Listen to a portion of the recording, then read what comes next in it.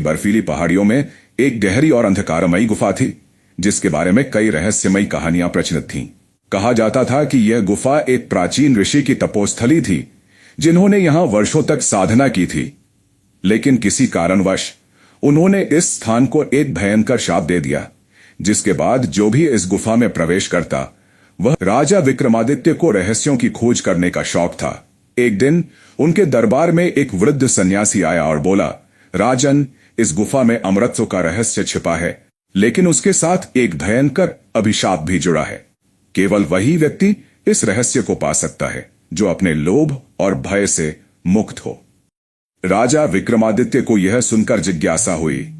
उन्होंने अपने कुछ विश्वस्त सैनिकों और राजपुरोहित के साथ गुफा की यात्रा करने का निश्चय किया। गुफा का रहस्य गुफा का प्रवेश द्वार विशालकाय पत्थरों से ढका था। जैसे ही राजा और उनके सैनिक अंदर दाखिल हुए, उन्होंने देखा कि गुफा के भीतर एक अद्भुत चमक फैली हुई थी। दीवारों पर प्राचीन चित्र अंकित थे, जो किसी प्राचीन काल की कहानियां कह रहे थे। अचानक एक गूंजती हुई आवाज आई, जो भी यहां आएगा उसे अपनी सबसे बड़ी परीक्षा से गुजरना होगा।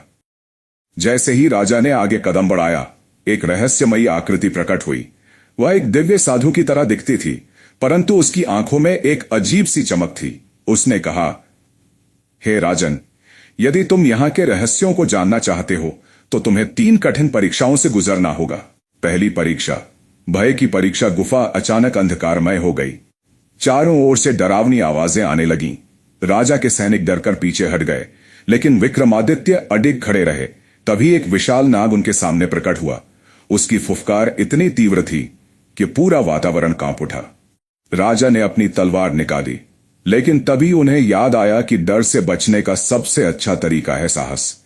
उन्होंने अपनी आंखें बंद की और मन ही मन भगवान का ध्यान किया।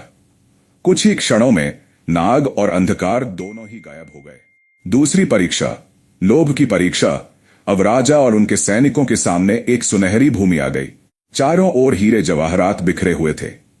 एक आवाज आई, यदि तुम इनमें से कुछ भी उठा लेते हो तो तुम यहां सदा के लिए फंस जाओगे। सैनिक लालच में आकर जवाहरात उठाने लगे, लेकिन जैसे ही उन्होंने ऐसा किया, वे पत्थर की मूर्तियों में बदल गए। राजा को समझ आ गया कि यह एक छलावा था। उन्होंने कुछ भी नहीं छुआ और आगे बढ़ गए। तीसरी परीक्षा, त्याग की परीक्षा। अब राजा के सामने एक सुंदर दरवाजा था, जिसके पीछे अमृतत्व का रहस्य छिपा था। लेकिन तभी वह दिव्य साधु फिर प्रकट हुआ और बोला, इस अमृतत्व को पाने के लिए तुम्हें अपनी सबसे प्रिय वस्तु त्यागनी होगी।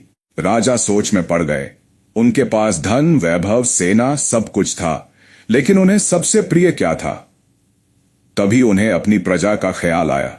उन्होंने कहा, मेरी सबसे प्रिय वस्तु मेरी प्रजा है, मैं उन्हें त्याग नहीं सकता। जैसे ही उन्होंने यह कहा, गुफा की दीवारों पर लिखी गई ऋषियों की भविष्यवाणियां चमक उठी। साधु मुस्कुराया और कहा, राजन, तुमने सिद्ध कर दिया कि सच्चा राजा वही होता है जो अमरत्व की लालसा नहीं रखता, बल्कि अपनी प्रजा की भलाई के लिए जीता है। इसलिए तुम अमरता के योग्य हो। परंतु यह अमरता शरीर की नहीं, बल्कि नाम की होगी। राजा विक्रमादित्य गुफा से बाहर निकले और देखा कि उनके सभी सैनिक जीवित हो गए थे। जब वे अपने राज्य लौटे तो यह कहानी युगों युगों तक अमर हो गई। सीख, यह कहानी हमें सिखाती है कि जीवन में 3 सबसे बड़े सबक हैं।